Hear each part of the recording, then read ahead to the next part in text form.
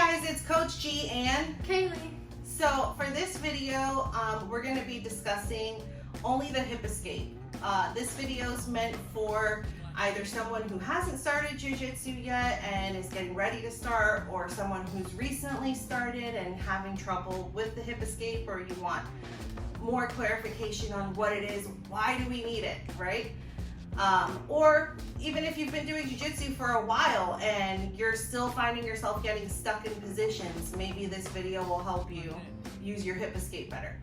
So we'll talk a lot about the hip escape and why it's important and what it is, right? So let's get started. I'll show you the right way and the wrong way. So the right way, I want to make sure that my feet are close to my butt. Why? I need a bridge. If my feet are far away from my butt and I bridge, my hips can only get so high off the mat, right? The closer I bring my legs in, the higher I can get my hips off the mat.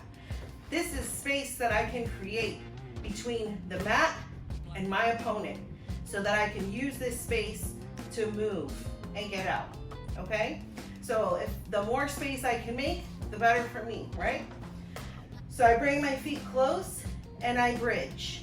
Now, before I just let my hips fall right back down into the same position, I'm gonna be moving them. So I bridge, I have my hands in front of me because this is my frame, right? If somebody was in side control, I'd be framing on their hip and their shoulder. They were up on mount, I'm framing across their hips, right? So I would have my frame. I'm gonna turn onto my side. So I have one shoulder on the mat. Now I push my hips away. Notice my elbow and my knee are close together. This is the connection that I need because this is now another frame that you're using to get back to your guard or to escape. That's the right way to do it. The wrong way to do it, that I see a lot of people using, is they never do the bridge. They come here and they just turn and push, and turn and push. Again, remember, my hands were in front of me. That's my frame.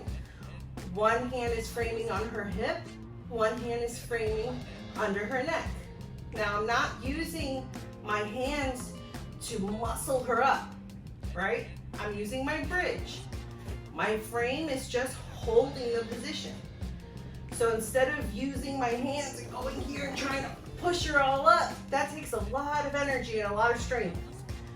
So I bring my feet as close to my butt that I can get them. I have my frame. Now I'm gonna bridge. You see how she went up in the air? I turn onto my shoulder, and now my frame is just to hold her there while I move. Now I push away, my elbow and my knee are connected. Now my knee is gonna come across her waist. Now I'm pushing my back away from her, and I can start turning and getting back underneath her and replacing my guard. Thanks for watching, guys. I hope that video helps you out. The hip escape is very important. You hear hip escape all the time in Jiu-Jitsu when you're learning new techniques and different positions. I mean, I think it's one of the things I hear the most, right, Kaylee? Everybody's always screaming out hip escape, so it's definitely something that you have to master and work on and learn. So I hope this video helps out, and if you have any questions or comments, let us know down below.